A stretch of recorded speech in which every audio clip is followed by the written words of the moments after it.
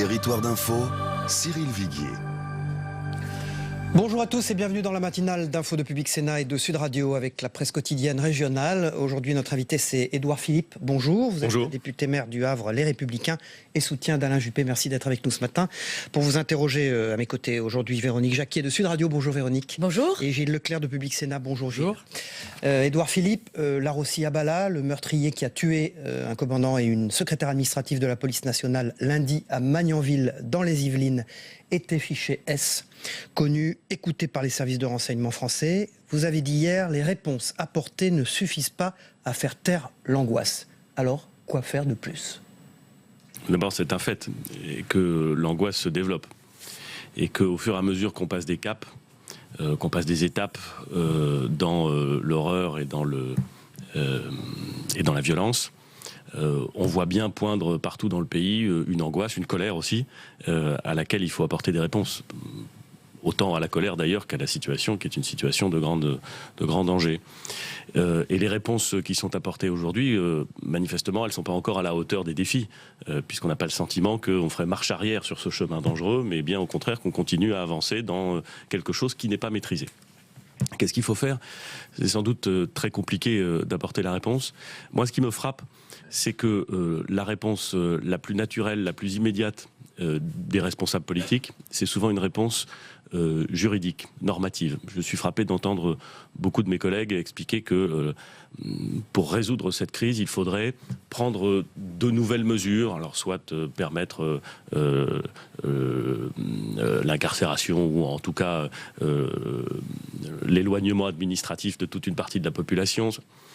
Moi, je ne crois pas du tout que la solution à cette crise soit une solution juridique. Depuis les attentats de Charlie, je crois même l'avoir déjà dit sur ce plateau, je plaide pour une réponse essentiellement organisée autour des moyens. Je ne crois pas que ce soit de nouvelles lois dont nous ayons besoin.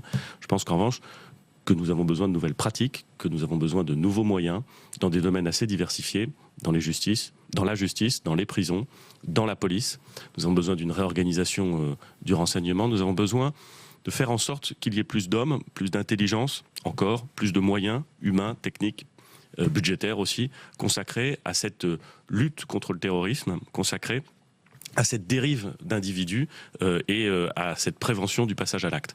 Voilà, je vois bien que... Donc c'est à la fois plus de moyens et meilleure organisation. Oui, mais est-ce que, sans faire de jeu de mots, est-ce qu'on a les moyens de cette politique-là ?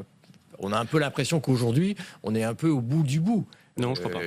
Vous ne pensez pas ? Non, on peut encore mettre plus d'effectifs de police, plus probablement de magistrats ? Absolument, mais non seulement on a les moyens, mais il faut le faire. Alors ça veut peut-être dire, et ça veut donc dire que c'est un choix difficile, ça veut peut-être dire que ces moyens qu'il faut consacrer à cette priorité, il faut les dégager en supprimant d'autres moyens. Exemple ? Je ne sais pas, mais peut-être qu'on peut considérer que la priorité pour l'État, c'est la lutte contre le terrorisme. Et si cette priorité est réelle, et je crois que ça l'est, dans ce cas-là, il faut accepter l'idée que l'État va faire moins de choses ailleurs, ou va les faire autrement. Où est-ce qu'on ferait des coupes budgétaires, par exemple ? Écoutez, il y a plus Qu'est-ce qui n'est plus une priorité par les temps qui courent ? Il y a plus de 2 millions de fonctionnaires d'État. On peut peut-être imaginer des réorganisations de services qui feraient passer, je ne sais pas moi, des personnels administratifs d'un ministère vers le ministère de l'Intérieur, histoire de permettre à des policiers déjà formés d'être moins dans les tâches administratives et plus dans les tâches de terrain. Je crois vraiment que si on veut prendre la mesure de ce qui est en train de se passer et du risque considérable de délitement de la société française, de la nation française, il faut y mettre les moyens. Et en tout cas, il y a une chose dont je suis absolument certain, c'est que ça n'est pas le vote d'une loi ou d'une mesure symbolique, emblématique, qui changera quoi que ce soit à l'affaire. À chaque fois qu'en France, il y a un événement de cette nature, vous voyez ensuite les gouvernements, successifs d'ailleurs, apporter une loi à l'Assemblée en disant « c'est cette loi qui va nous permettre d'engager ». Ça n'est pas vrai. C'est plus facile pour les responsables politiques de dire... L'état d'urgence, par exemple, fallait quand même le faire ou pas ? L'état d'urgence... Ou est-ce qu'il faut s'habituer à vivre avec Il fallait évidemment, au soir du 13 novembre, prendre la mesure d'état d'urgence. Nous l'avons d'ailleurs voté, je dis nous, les députés républicains l'ont voté sans hésiter, il n'y a pas de sujet là-dessus. Mais depuis, qu'est-ce qui s'est passé ? Il s'est passé une chose quand même sidérante. Nous avons déshabillé l'état d'urgence. L'état d'urgence, c'est quoi, au fond, juridiquement ? C'est un régime d'exception, légal bien entendu, mais d'exception. La possibilité pour les forces de l'ordre de procéder à des perquisitions la nuit ou des perquisitions administratives. Ça se passe encore, hein. Pas du tout. Pas du tout. On nous dit aussi, Bernard Cazeneuve dit qu'il y a des attentats qui sont déjoués, on ne le sait pas tous les jours, mais... Mais ce qui est vrai, c'est que la dernière fois que nous avons voté la prolongation de l'état d'urgence, nous avons enlevé la possibilité de ces perquisitions. Nous sommes revenus sur quelque chose qui était permis par l'état d'urgence. Deuxième élément de l'état d'urgence, interdire, le cas échéant, les rassemblements et les débordements. Je veux dire, je ne peux même pas le dire sans avoir presque honte de constater que dans notre pays, il y a eu hier des scènes apocalyptiques en plein Paris, avec un hôpital. Donc là, l'hôpital un hôpital pour enfants malades attaqué. Mais on rêve. Donc là, vous voulez dire qu'on peut donc corriger, là, puisque vous dites finalement... Et ce que je veux dire, c'est qu'il fallait faire l'état d'urgence le 13 novembre, mais qu'on est rentré dans un système où même l'état d'urgence n'est plus appliqué comme il devrait l'être. C'est-à-dire qu'encore une fois, donc vous dites on limite nos moyens. Déjà le vrai état d'urgence. Ça me semble... Ça vous paraît le minimum. Ça me semble un minimum. Ensuite, Édouard Philippe, il faut peut-être prendre plus au sérieux aussi la lutte contre la radicalisation. Oui, bien sûr. Alors de quelle façon ? Mais typiquement, voilà bien un élément qui demande des moyens technologiques, parce que ce qu'on constate, c'est une forme de radicalisation très solitaire maintenant, très, j'allais dire technologique si on peut, en tout cas par des moyens liés à la technologie numérique, liés à l'Internet. Donc des moyens technologiques supplémentaires, des moyens humains aussi, pour prévenir, pour suivre. Et éventuellement, quand on a constaté la radicalisation, pour mettre en œuvre une politique qui permet de déradicaliser ou d'écarter sincèrement que la déradicalisation est possible ? Est-ce que c'est pas un peu de l'angélisme, ça ? Non, d'abord, je crois pas que ce soit de l'angélisme. Et puis, je vous dis pas que la déradicalisation, ça se passe tranquillement au café en disant, tu sais, c'est pas bien ce que tu as fait. Je veux dire, ça peut aussi. Je suis évidemment partisan, et j'espère que c'est fait tous les jours, et je n'en suis pas sûr. Je suis évidemment partisan que tous ceux qui décident de partir sur des zones de guerre et qui décident de revenir, soient placés dans une situation administrative et judiciaire qui ne leur permet pas de se promener un peu partout sur le territoire. Bon, ça me semble l'évidence. Mais ça, il faut le faire durablement. Et ça repose immédiatement la question des moyens. Où est-ce qu'on les met ? En prison ou pas ? Dans les prisons, elles sont surpeuplées ou pas ? Donc, encore une fois, la question, c'est pas véritablement une question d'instrument juridique, c'est une question de moyens qu'on consacre à cette priorité. Alain Juppé prône la création d'une police pénitentiaire, justement pour tenter d'éviter la radicalisation en prison. Elle ressemblerait à quoi, cette police pénitentiaire ? La police pénitentiaire, son objectif, c'est pas d'éviter la radicalisation en prison. Encore une fois, je pense que si on veut éviter la radicalisation en prison, il y a d'abord des questions de moyens matériels à mettre et d'éviter la surpopulation dans les prisons. Mais la police pénitentiaire, elle doit notamment faire du renseignement. C'est-à-dire savoir ce qui se passe, c'est-à-dire avoir les moyens d'écouter, avoir les moyens de prévenir les communications, c'est-à-dire au fond apporter un service qui aujourd'hui est difficilement rendu par les surveillants pénitentiaires, que je mets absolument pas en cause, parce que s'il y a des gens qui ont un job compliqué en ce moment, c'est bien eux. Alors vous me direz, il y a beaucoup de gens qui ont des jobs compliqués en ce moment, mais enfin les surveillants pénitentiaires, je veux dire, ils sont pas, c'est pas facile pour eux, c'est vraiment pas facile. Donc il faut les soutenir, bien entendu. Mais il faut qu'on apporte là encore plus de moyens, pas simplement dans les mètres carrés pénitentiaires, mais dans la capacité qu'ont ceux et celles qui servent le ministère de la Justice ou le ministère de l'Intérieur à entendre, à comprendre, à prévenir, à interdire les communications, à faire en sorte, encore une fois, que ces prisons ne soient pas les incubateurs du radicalisme, mais bien des lieux où, au moins, on a la certitude qu'il ne se passe rien. Gilles Leclerc. Vous parlez de l'islam radical. Est-ce qu'on peut aller plus loin ? Est-ce qu'on peut parler de l'islam ? Je regardais votre champion Alain Juppé à TF1 dimanche dernier, parlant de l'identité, et il parlait de l'identité heureuse. Est-ce qu'au fond, il y a 2-3 ans, il n'y aurait pas eu le même discours qu'aujourd'hui ? Est-ce qu'il n'est pas un peu en retrait par rapport à ce qui se passe ? Et si j'ai envie de vous demander ce matin, au fond, la marque de fabrique d'Alain Juppé sur cette question de l'identité, d'abord, est-ce que ce sera le thème de votre point de vue, le numéro 1 de l'élection présidentielle qui s'approche ? Je ne suis pas devin, et il y a peut-être des gens qui choisiront de faire de l'identité le thème numéro 1 de leur campagne. Il y en a peut-être d'autres qui penseront que le thème... Justement, qui ont choisi un peu ça. Il y en a peut-être. On a commencé à parler d'angoisse au début de cette émission. Est-ce que c'est pas un petit peu décalé comme concept ? Il y a peut-être des gens qui diront que le thème numéro 1 c'est l'économie. Très bien. L'identité heureuse, qu'est-ce que c'est ? C'est pas un constat. S'il y a une chose qui est certaine aujourd'hui, c'est que dans notre pays, on n'est pas dans la joie et on n'est pas dans la légèreté. On est dans l'angoisse. On est dans la peur du déclassement individuel et collectif. On est dans la constatation de menaces considérables qui s'agrègent à nos frontières et même d'une certaine façon dans notre pays. On est face à une sorte d'élitement de notre puissance. Donc, bien entendu qu'il y a une angoisse. Le thème de l'identité heureuse, ça n'est donc pas un constat. C'est une proposition. C'est comment est-ce qu'on fait pour collectivement, dans ce pays, la France, qui a une histoire, qui a des ressources, qui a des potentiels, se dire qu'on ne va pas rester dans cet état d'angoisse, mais on va construire une société où tous ensemble, tous ceux qui sont français ici, tous ceux qui vivent en France, tous ceux qui vivent en France, qui aiment ce pays, vont essayer de construire quelque chose, un modèle positif. J'ai souvent l'habitude de demander à ceux qui m'interrogent sur l'identité heureuse, en me demandant si c'est pas trop léger ou d'une certaine façon un peu naïf ou angélique. Quelle est l'alternative à l'identité heureuse ? C'est quoi l'alternative à l'idée que, collectivement, on construise un projet de société dont nous serions fiers et qui serait partagé ? C'est quoi l'alternative ? C'est qu'on va commencer à dire à certaines... on aurait pu dire que l'objectif était sûrement salutaire, mais c'était probablement le même. J'entends votre remarque, mais entendez ma question. C'est quoi l'alternative ?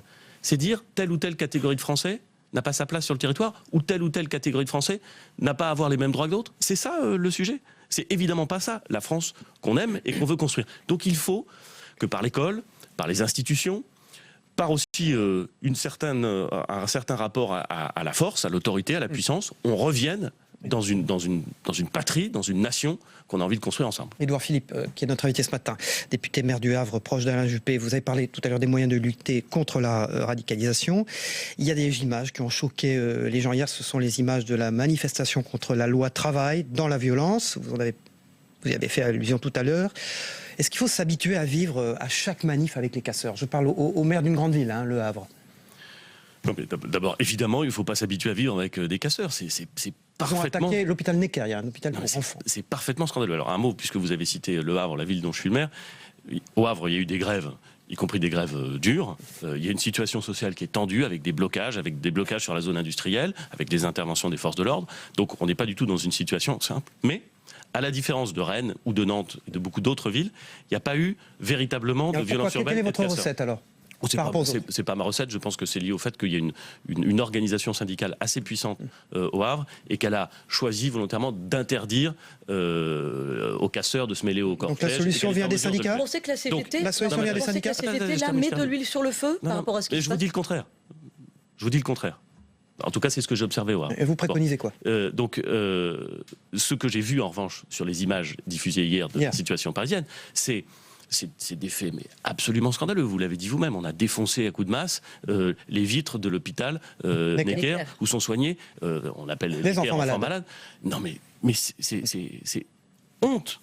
Honte à ceux qui, parce qu'ils n'acceptent pas le pacte démocratique, parce qu'ils n'acceptent pas l'économie de marché, parce qu'ils n'acceptent pas fondamentalement ce que nous sommes, défoncent, cassent et remettent en cause les fondements de notre pays. C'est pas du tout accessoire. C'est exactement la même chose qui se passe à Nantes. C'est pas simplement une opposition sur un projet. On a le droit d'être contre un projet. C'est la remise en cause fondamentalement du pacte démocratique. Il faut interdire les manifestations. Mais c'est pas une question d'interdire les manifestations. La liberté de manifestation. Alain Juppé a l'air de le dire. Alain Juppé vient de déclarer qu'il fallait interdire les manifestations en cas de menace pour l'ordre public grave. Vous voyez bien que c'est pas la même chose. La liberté de manifester, en France, c'est une liberté constitutionnelle. Moi, je crois aux libertés, je les défends. Évidemment qu'il faut défendre les libertés de manifester.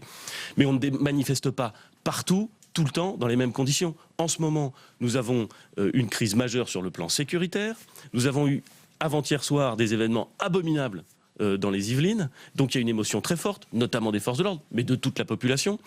Et on a donc eu hier, une manifestation probablement mal encadrée de la part de ceux qui l'organisent, puisque des casseurs sont venus s'immiscer dans le cortège. Et donc évidemment, il faut accepter l'idée que parfois, la liberté de manifester, elle se concilie avec d'autres impératifs. C'est ça qu'a voulu dire Alain Juppé, et il a raison. Mais que doit faire le gouvernement ? Comment on gère ça ? Je pense que le gouvernement, il a maintenant une discussion très sérieuse à avoir avec les organisations syndicales qui organisent les mouvements d'opposition actuels, parce que je pense que si ça dure, ça va très mal se terminer. Gilles Leclerc. Édouard Philippe, dans ce contexte justement extrêmement tendu, le retour de la loi El Khomri à l'Assemblée après le vote probable au Sénat avec un texte qui ne sera pas le même, est-ce que dans cette hypothèse, le dépôt d'une nouvelle éventuelle motion de censure, est-ce que ça ne paraît pas totalement dérisoire par rapport à ce qui se passe ? Est-ce qu'il faudra la faire quand même? Parce que je m'adresse aux députés de droite. Vous posez la question à un député de l'opposition. Vous imaginez bien que le dépôt d'une motion de censure, c'est plutôt l'opposition en général. C'est assez simple. Si le gouvernement choisit une fois encore à l'Assemblée nationale d'avoir recours au 49.3, c'est-à-dire à un texte qui ne permet pas aux députés, qui sont pour ou contre le texte, ils sont députés, ils ont été élus par le peuple, ils représentent le peuple, ils essaient de représenter le peuple, qui ne leur permet même pas de discuter le texte. La sanction automatique, qui est d'ailleurs prévue par la Constitution lorsque le gouvernement refuse la discussion aux députés, c'est évidemment le dépôt d'une motion de censure. Il n'y a rien de surprenant là-dedans. Vous savez parfaitement d'ailleurs, le 49.3, ça n'a jamais été une arme destinée à museler l'opposition. C'est une arme destinée à museler la majorité. C'est quand le gouvernement n'a pas de majorité à l'Assemblée, quand il n'est pas sûr de faire adopter un texte par l'Assemblée, qu'il utilise le 49.3. Bon, la sanction de cette absence de majorité sur un texte, c'est évidemment le dépôt par l'opposition d'une motion de censure. Est-ce que cette motion de censure aura vocation à être adoptée? Ça m'étonnerait, parce que je vois mal les députés socialistes la voter. Est-ce que c'est à la hauteur des enjeux aujourd'hui? Bien entendu, non. Mais est-ce que vous voulez accepter, quand vous êtes député de l'opposition, ce gouvernement qui est totalement, je crains de le dire parce que j'essaie en général de ne pas être excessif dans les termes que j'emploie, qui est totalement débordé par les événements.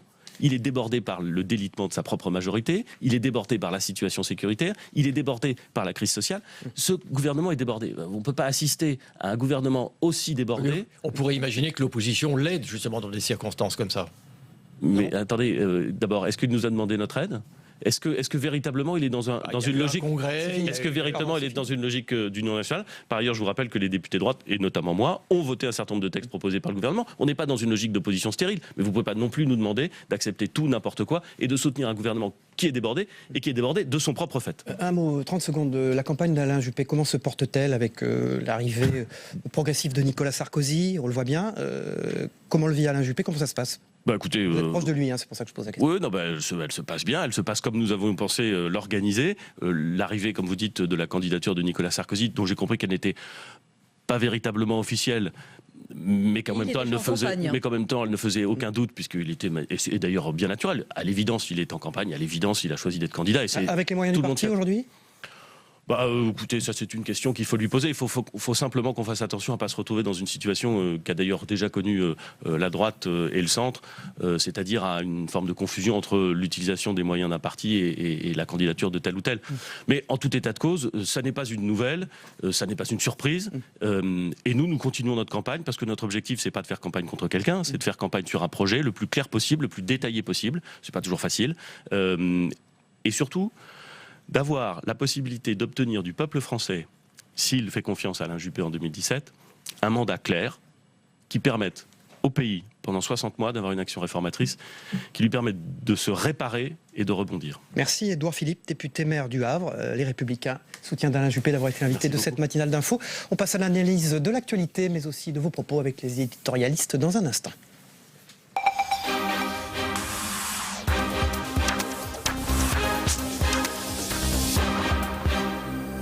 Et aujourd'hui, j'accueille Nathalie Moret de l'Alsace, un des journaux du groupe EBRA, et Zoé Cadio de l'Indépendant et du Midi Libre. Bonjour et merci d'être avec nous ce matin. On démarre ce débrief de l'actualité et des propos d'Édouard Philippe, qui était l'invité de notre matinale d'info ce matin, le député maire du Havre. Larossi Abala était connu, écouté par les services de renseignement français. Édouard Philippe a dit que les réponses apportées ne suffisent pas plus, en tout cas, à faire taire l'angoisse. Lui, il voudrait mettre plus de moyens de l'État. Zoé Cadio. Plus de moyens de l'État, c'est une manière de voir les choses. Il ne faut pas oublier quand même qu'on est en démocratie et que pour pouvoir arrêter quelqu'un, il faut avoir des preuves tangibles et réelles et avoir un dossier bien constitué. Aujourd'hui, on sait qu'il y a à peu près 10 000 personnes qui sont qui sont suivies par une fiche S. D'après les services de police, il y en a une centaine qui ont déjà été arrêtés après justement les écoutes, mais on ne peut pas comme ça arrêter les gens sur simple suspicion, même s'il est vrai qu'on est arrivé à une situation assez dramatique. Nathalie Moret. On voit bien qu'à droite, en fait, il y a deux thèses qui s'affrontent. Il y a celle d'Édouard Philippe, qui est donc un soutien d'Alain Juppé, qui est plus pour effectivement plus de moyens pour le renseignement, mais surtout une réorganisation des moyens, un regroupement des moyens existants, et pas une énième loi, une énième annonce de mesures, comme l'a fait dès 8h du matin hier Nicolas Sarkozy par un communiqué. Donc on voit qu'effectivement il y a un affrontement. Édouard Philippe a été très habile, puisque jamais il n'a cité Nicolas Sarkozy, jamais il a été dans l'affrontement ni dans la politique politicienne, mais on voit bien qu'à droite, il y a ceux qui, comme Christian Jacob, comme Éric Ciotti, comme tous les proches de Nicolas Sarkozy, qui sont pour une méthode dure, c'est-à-dire on enferme les fichiers S, on les met hors d'état de nuire, et ceux qui disent attention, le terrorisme a changé, et changeons-nous et changeons les moyens qu'on a d'y faire face. Alors, le deuxième thème qui a marqué l'actualité, c'est la loi travail, avec des manifestations hier dans la violence. Est-ce qu'il faut s'habituer à vivre à chaque manif avec des casseurs? Hier, ils ont quand même, c'est des images qui ont choqué la France entière, ils se sont attaqués à un hôpital pour enfants, l'hôpital Necker à Paris. L'hôpital Necker, oui, les images sont assez violentes. Qu'est-ce qu'on peut faire?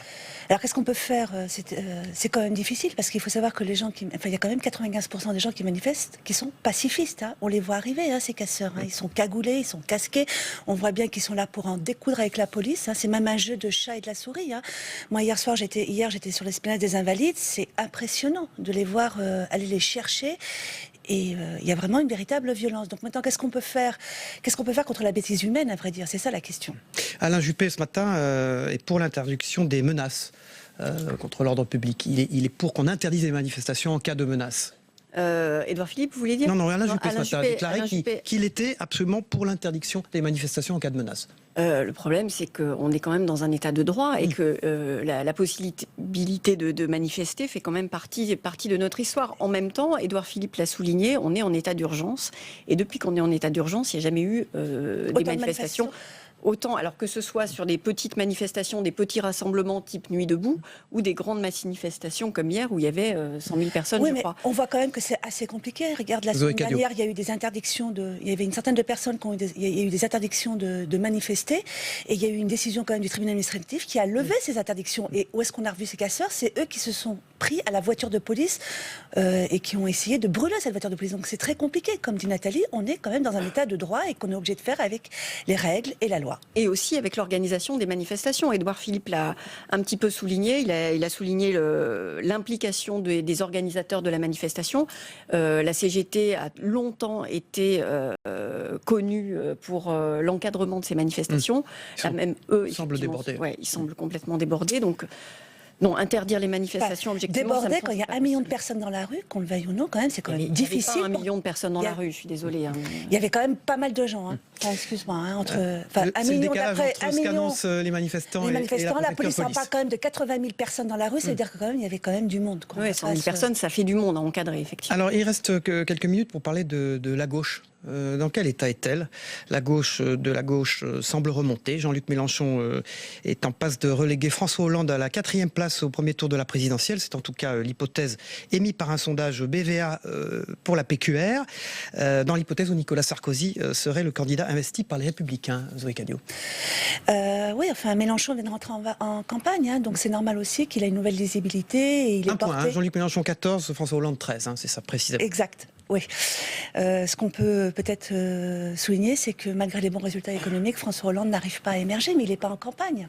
Alors, est-ce qu'il n'est pas en campagne? On pourrait un peu faire un parallèle avec la droite en disant que Nicolas Sarkozy n'est pas en campagne, alors que tout le monde sait que les deux vont y aller, quoi. C'est ce qu'a pointé d'ailleurs Édouard Philippe. Nicolas Sarkozy est en campagne. Nicolas Sarkozy est en campagne. On voit bien que ça commence un petit peu à frémir dans les sondages, et ce n'est rien à partir quand il va vraiment y être. Je pense que ça va être un petit peu... Ça va se resserrer entre Nicolas Sarkozy c'est logique, et Alain Juppé. Et tout le monde le sait. Mais puisque la question est sur la gauche, le vrai problème, c'est qu'effectivement François Hollande ne décolle pas, qui a une impopularité, mais terrible contre lui, qui avait des slogans dans les manifestations hier qui étaient vraiment très très violents.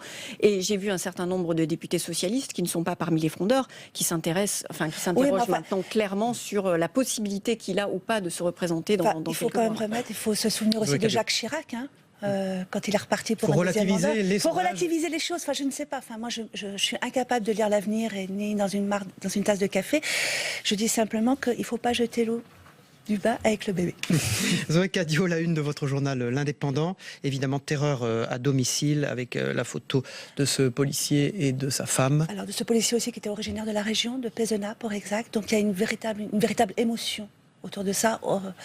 Enfin, les gens se retrouvent un peu là-dessus, surtout que c'était un personnage qui était assez attachant, il semblerait, d'après les témoignages qu'on publie justement dans le journal ce matin.